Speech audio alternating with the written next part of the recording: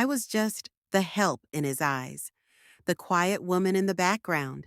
But what he didn't know? That baby girl was mine too. The day she called me mommy in front of him, everything changed. I didn't plan it like that, but life has a way of revealing truths. Before I share this story, make sure you subscribe, hit the like button, and stay with me till the end. Because what happened after my daughter said that one word was something I'll never forget. When I first moved to the city, I didn't have much, just 2 suitcases, a half-working phone, and a heart full of hope. I remember stepping off that bus and taking a deep breath like I was trying to convince myself that this place, this loud, busy, unfamiliar place, would somehow become home. I didn't know anyone. I didn't have family nearby, no friends to crash with, no safety net. Just me and her, my little girl. She was all the reason I needed to keep going, even when I was scared out of my mind. Money was tight, tighter than I let anyone know. I was looking for anything that paid, anything legal at least. I saw a job posting for a live-in nanny. Said it was for a single father who needed someone reliable, someone discreet, someone good with babies. I applied not expecting much, but 2 days later, I was walking through the gates of a house so big I didn't know whether to be amazed or intimidated. Both, I guess. That's when I met him, the man I thought I'd never see again. He didn't recognize me, not at all. To him, I was just the nanny, just another face hired to help clean up after his life. I kept my head down, smiled when necessary, and nodded when spoken to. But inside, my heart was thumping so loud I was sure he'd hear it, because the baby he was asking me to care for was mine too. He didn't know, and I didn't tell him, not yet. How could I? Everything about our past was messy, unfinished, and I had no idea how to bring the truth to light without risking everything. So I stayed silent. But life has a way of forcing truth to the surface. When I walked into that house for the interview, I almost turned around and ran. I hadn't seen him in over 2 years, but the moment I saw his face, it all came rushing back. The late nights, the charm, the way he made me feel like I was the only woman in the world until I wasn't. He looked at me like I was a stranger. His eyes were tired, focused, busy. He barely made direct eye contact. "You're here for the nanny position?" he asked, flipping through paperwork without looking up. I nodded and said yes, keeping my voice steady even though my hands were shaking. He introduced me to the housekeeper, the cook, and the baby girl. My baby girl. My heart ached when I saw her. She had grown so much. She had his eyes, but my smile. She reached for me instantly, and I fought back tears. I wanted to scoop her up and whisper, "Mommy's here." But I couldn't, not yet. He told me her name, Ella. I had named her something else, but I guess he changed it when he took her. He said her mother left and that he was raising her alone. That lie sat heavy on my chest, but I said nothing. I just nodded. He was all business, told me the rules, the schedule, the pay, said I'd live in the guest suite and work 6 days a week. I agreed. I didn't care about the money or the hours. I just needed to be close to her. He didn't remember me, or maybe he chose not to, but I remembered everything. And now I was living under his roof, nanny by name, but mother in secret. To understand how I ended up there, pretending to be someone I wasn't, you need to know what came before. I met him at a charity event where I was working as a server. He was charming, confident, and everything I wasn't used to. When he spoke to me, it felt like I was the only person in the room. He wasn't just rich, he was magnetic. It started small, little conversations, accidental run-ins, then long late-night phone calls. He said he liked how real I was, how I didn't try to impress him, and I fell. hard and fast. But to him, I was a secret. He never introduced me to anyone, never posted a picture, never said the word relationship. When I got pregnant, I was terrified, but hopeful. I thought maybe, just maybe, this would change things, that he'd step up. But instead, he disappeared. No answers, no calls, just silence. I moved back in with a friend for a while, worked odd jobs, and had my daughter in a small clinic with barely enough money to pay the bill. I named her Amara, which means grace. She was my light in the darkest time of my life. But things got harder. Bills piled up. I couldn't give her what she deserved. And then one day, I saw the nanny job posted. The last name matched, the location matched, and I just knew. He had taken her. Somehow? Maybe he thought I gave up. Maybe he thought I didn't want her. But that was never true. I applied. Not to get revenge, not even for closure. I just wanted to be near her. And so I walked back into his world. Not as his ex, not as the mother, just the nanny. Working in that house felt like walking on eggshells every single day. Every morning, I'd wake up and remind myself, you're here for her, just for her. But it was hard, harder than I thought it would be. The first few days were surreal, watching him hold her, feed her, laugh with her. It was like watching a stranger play the role that should have been mine. He was a good father, strict, structured, but loving in his own way. Still, I couldn't forget that he'd taken everything from me without even asking. She, Amara, though he called her Ella, was drawn to me from the beginning. Maybe she knew. Babies can feel things even when they don't have the words. She'd light up when I walked into the room, reach out her tiny arms, bury her face into my neck like she was finally home. He started noticing the bond between us. She likes you, he said one evening, almost surprised. She doesn't warm up to most people. I just smiled and said, some things can't be explained. I avoided being alone with him. I didn't want to talk about the past, and I definitely didn't want him recognizing me. I had changed a lot. My hair, my name, even the way I dressed. But deep down, I still feared the moment our eyes would really meet, and he'd remember everything. There were nights I'd sit by her crib after she fell asleep, just watching her breathe. Sometimes I'd whisper her real name, like a prayer, just to keep it alive. Amara, my baby girl. I knew I couldn't keep the truth hidden forever. I just didn't know when or how it would come out. But fate always has its own timing, and hers was coming fast. Days turned into weeks, and my bond with her only grew stronger. I tried to keep my distance emotionally, but how do you stay away from your own child? Every time she reached for me, every time her little fingers grabbed mine, it chipped away at the wall I had built. She was so full of life, curious, bright, always giggling at the smallest things. I saw so much of myself in her, especially the way she smiled. It was that same little crooked smile I had as a kid.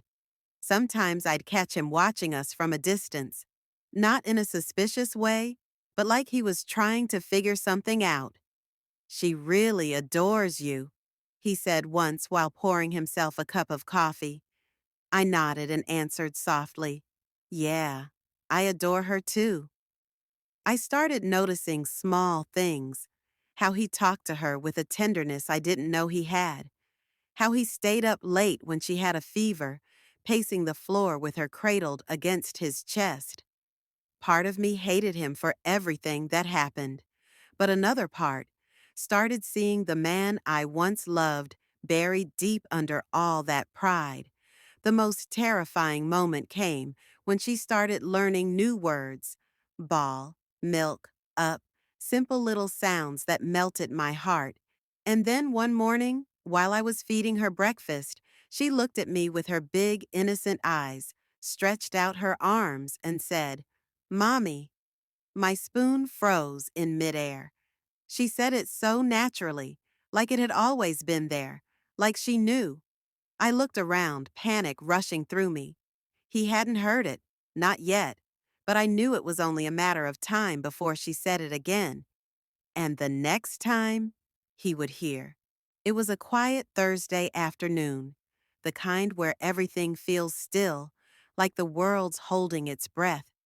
I had just finished giving her a bath, and we were in the nursery, me humming a lullaby while brushing her soft curls. She was laughing, tugging gently at my sleeve. Then I heard the front door open. He was home early. That never happened. I panicked a little, quickly picking her up and whispering, "Shh, baby, let's be calm today." I didn't know why, but something in the air felt different, heavy. He walked in without his usual announcement. No calls, no checking emails, just silence and footsteps heading up the stairs. Before I could even stand, she wriggled out of my arms, toddled to the hallway, and spotted him. And then, clear as day, with the biggest smile, she yelled out, "Mommy!" Time stopped. He froze at the top of the stairs, staring at her, then at me, confused. Then something in his face shifted, confusion turning into shock. "What did she just say?" he asked slowly. I couldn't move, couldn't speak. My mouth was dry, my heart slamming against my chest. He walked closer, looking between the two of us. "Why did she call you that?" I looked at him, tears welling in my eyes. My voice barely a whisper, but it was the most honest thing I'd said in years. "Because I am her mother." The silence that followed was louder than any scream.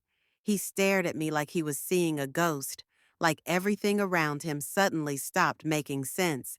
And in that moment, I knew there was no more hiding. The truth had finally stepped into the light, and nothing would ever be the same. He just stood there, silent, like the air had been knocked out of him. His eyes searched mine, looking for a lie, a joke, anything other than what I had just said. But I didn't flinch. I couldn't. "You're serious?" he asked, his voice low and uneven. "She's yours?" I nodded. "And yours." He shook his head like he couldn't believe it. That's not possible. You disappeared. You left." His words were sharp, defensive, but I could see the fear underneath. "I didn't leave," I said, my voice cracking. "You did. You stopped answering. You ghosted me when I needed you most." He opened his mouth, then closed it again. I could see the guilt creeping into his eyes. He looked at our daughter, his daughter, and then back at me. "Why didn't you tell me sooner?" he whispered. "Because you didn't want to hear from me back then," I said. "And by the time I found out you had her, I didn't know how to come back."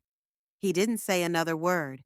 He just sat down on the nursery chair, hands in his hair, completely shattered. That was the first time I saw him not as a boss or an ex, but as a broken father. The next morning, he asked for a DNA test. His tone wasn't angry. It was quiet, almost numb. I understood. I didn't argue. I simply said, "Okay." We went to the clinic together. It was awkward, silent. The nurse swabbed our daughter's cheek, then his. I sat in the waiting room holding her while he sat across from us, watching. I could feel the weight of his thoughts, the questions he wanted to ask but couldn't yet put into words. 3 days later, the results came. 99.9% match. He stared at the paper for a long time, not saying anything. I watched his eyes scan it over and over, like maybe it would say something different the fifth time around, but it didn't. "She's mine," he finally said, voice trembling. "She's really mine." I nodded, holding back tears. "She always was." He sat down slowly, the truth sinking into his bones. And for the first time since I came back into his life, he didn't look at me like a stranger or a servant. He looked at me like a man who had just realized he missed the most important years of his daughter's life. And now He had to face that. After the truth came out, something in him shifted. He was quieter, softer, even a little lost. But for once, he wasn't hiding behind work calls or fancy suits. He was trying. He started asking me questions, not just about her, but about everything he missed. What was her first word? Did she like music as a baby? Was she ever sick? His voice cracked sometimes, like each missed memory hurt a little more than the last. And then, one night, he surprised me. I walked into the nursery and found him reading to her, using silly voices, laughing, holding her like she was the only thing that mattered. It was a version of him I had never seen. He apologized, not just once, but often, not perfectly, but genuinely. I was selfish, he admitted one evening, and I'm sorry you had to go through that alone. I didn't forgive him right away. I couldn't, but seeing him try, watching him show up for her every day, it mattered. He wasn't the man I once knew, but maybe, just maybe, he was becoming the father she needed. And as for me, I wasn't just the nanny anymore. I was her mother, and now everyone knew it. With every passing day, things between us changed. We stopped speaking like strangers and started talking like two people with shared memories and shared pain. There were still wounds between us, unspoken regrets, but there was also something else, something gentle, familiar. Sometimes after putting her to bed, we'd sit in the kitchen and talk about life, about parenting, about the years we lost. He asked if I ever stopped loving him. I didn't know how to answer that. And then, one night, we both reached for the same cup and our hands touched, just for a second. But it was enough to stir something I thought I had buried a long time ago. I caught myself watching him more, how he smiled at her, how carefully he tried to do everything right now. He was growing, not just as a father, but as a man. One evening, as I was about to head to bed, he whispered, "Thank you for not keeping her from me, even when you could have." I didn't respond. I just nodded, because deep down, a part of me still remembered what it felt like to love him. And now, I wasn't sure if that part had ever truly gone away,